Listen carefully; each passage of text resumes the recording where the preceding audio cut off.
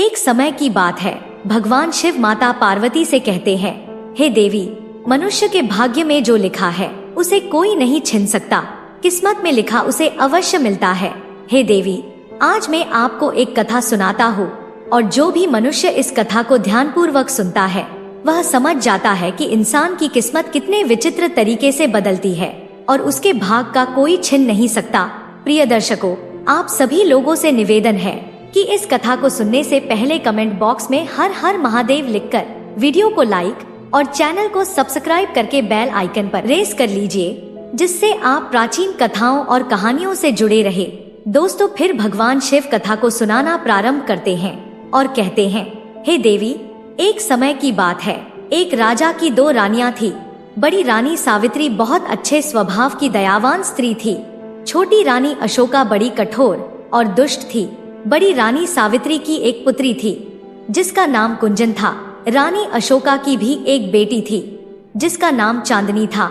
छोटी रानी अशोका बड़ी चालाक थी। वह सावित्री की बेटी से नफरत करती थी। एक दिन उसने राजा से कह दिया कि रानी सावित्री और कुंजन को राजमहल से बाहर निकाल दिया जाए। राजा रानी अशोका की नाराजगी से डरता था। राजा ने वही किया जो अशोका चाहती थी। उसने बड़ी रानी और उसकी बेटी को राजमहल के बाहर एक छोटे से घर में रहने के लिए भेज दिया। लेकिन रानी अशोका के मन में अब भी शांति नहीं थी। वह रानी सावित्री और उसकी बेटी से बहुत जलती थी। एक दिन उसने कुंजन से कहा कि कल से तुम राजमहल की गायों को चराने जाओगी। रानी सावित्री यह अच्छी तरह जानती थी कि यदि कुंजन गायों को चराने के लिए नहीं गई तो रानी अशोका उन्हें किसी और परेशानी में डाल देगी। इसलिए उसने अपनी लड़की से कहा कि वह रोज सुबह गायों को जंगल में चराने के लिए ले जाया करें और शाम के समय उन्हें वापस ले आया करें। वह रोज सुबह गायों को जंगल में ले जाती थी। एक शाम जब वह जंगल से घर लौट रही थी तो उसे अपने पीछे से एक आवाज सुनाई दी, कुंजन, ओ कुंजन, क्या तुम मुझसे विवाह करोगी? कुंजन डर गई। जितनी जल्दी हो सके वह गायों को घर की ओर ले आई। दूसरे दिन भी जब कुंजन गाय चराकर घर लौट रही थी तब उसने फिर से वही आवाज सुनी। फिर से उसे वही प्रश्न पूछा गया। रात को कुंजन ने अपनी माँ को उस आवाज के बारे में कहा। माँ सारी रात इस बात पर विचार करती रही। सुबह तक उसने निश्चय कर लिया कि क्या किया जाना चाहिए। सुबह जब कुंजन गायों को चराने के लिए जाने लगी तब उसकी माँ ने कहा, सुनो बेटी, यदि आज भी वह आवाज सुनाई दे तब तुम अपना उत्तर कह देना कि तुम कल सुबह मेरे घर आ जाओ, मैं तुमसे विवाह कर लूंगी। फिर कुंजन ने कहा, पर माँ, मैं तो उसे जानती भी नहीं और ना ही मैंने उसे देखा है, फिर मैं कैसे विवाह के लिए हाँ कर सकती हूँ। फिर सावित्री ने दुखी होकर कहा, बेटी, आज जिस हालात में हम जीवित हैं, उसे बड़ा दुख क्या हो सकता है और आगे पता नहीं अशोका हमारे साथ क्या करे।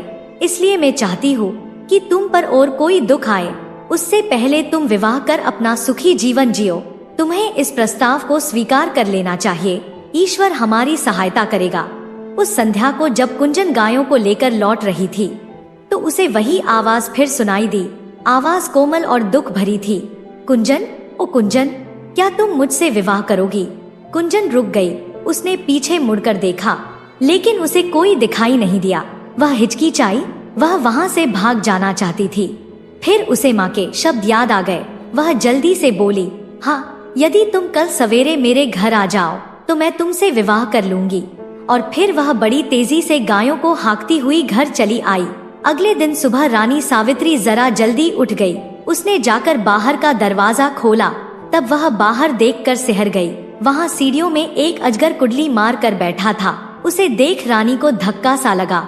रानी सावित्री सहायता के लिए चिल्लाई। तभी एक आश्चर्यजनक बात हुई। वह अजगर नमस्कार बोला।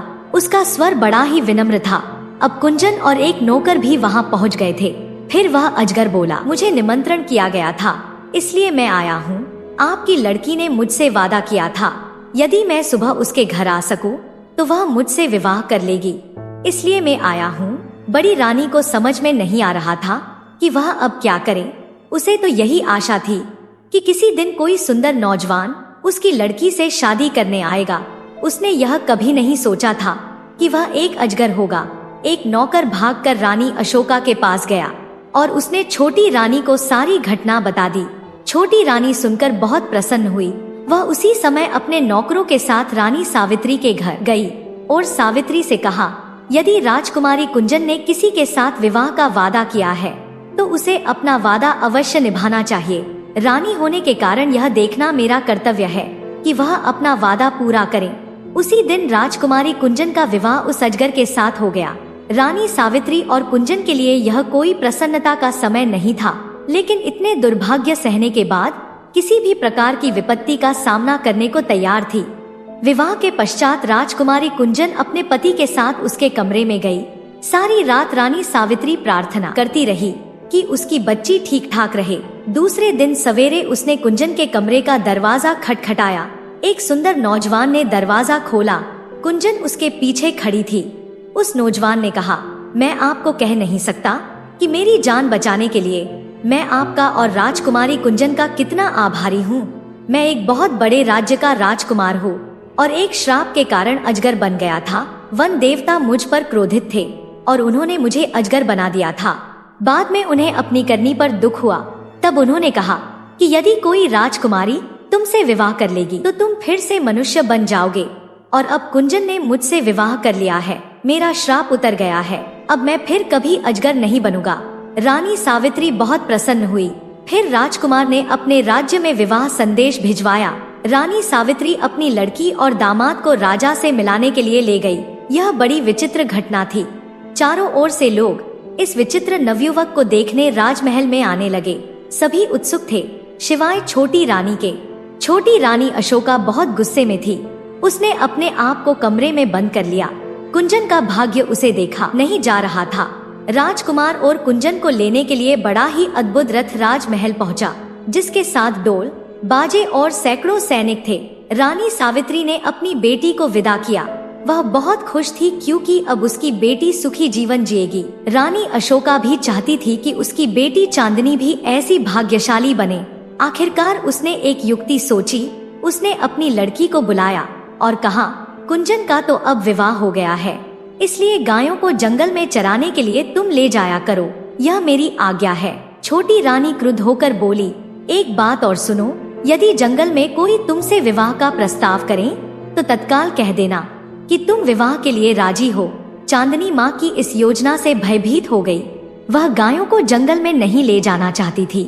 वह खूब रोई, लेकिन रानी फिर भी नहीं मानी। चांदनी को उसकी आज्ञा माननी पड़ी।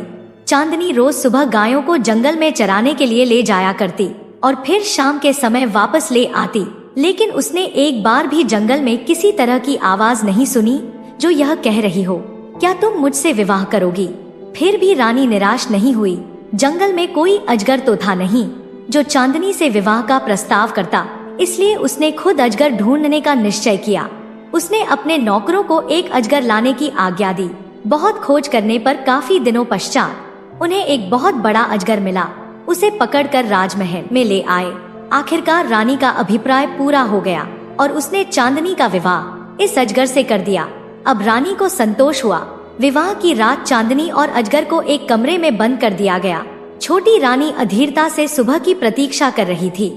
छोटी रानी ने सवेरे सवेरे ही लड़की के कमरे का दरवाजा खटखटाया, लेकिन कोई उत्तर ना मिला।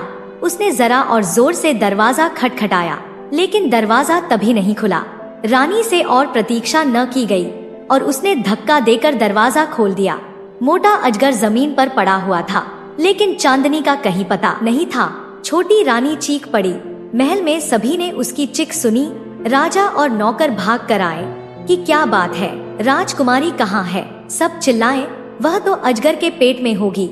रसोइया बोला, देखो वह कितना मोटा हो गया है। राजा भी रोने लगा। रसोइया अपना सबसे बड़ा चाकू ले आया। वह बोला, यदि वह अब तक जीवित हुई तो मैं राजकुमारी को बचाने की कोशिश करूंगा। उसने अजगर का पेट चीर डाला। चांदनी अच्छी भली जीवित थी। रसोइये ने उसे बाहर खींचा और फिर उसकी मृत्यु हो गई और उसके साथ में रानी अशोका की इस इच्छा की भी। फिर भगवान शिव कहते हैं, हे देवी, हर एक मनुष्य का भाग्य अलग होता है और उसके भाग्य में जो होता है उसे कोई नहीं छीन सकता। जो लिखा है वो तो उसे मिलता ही है। दोस्तों, कहानी कैसी लगी कमेंट करके जरूर बताएं और वीडियो को लाइक और चैनल को सब्सक्राइब करके बेल आइकन पर प्रेस कर लीजिए, जिससे आप प्राचीन कथाओं और कहानियों से जुड़े रहे।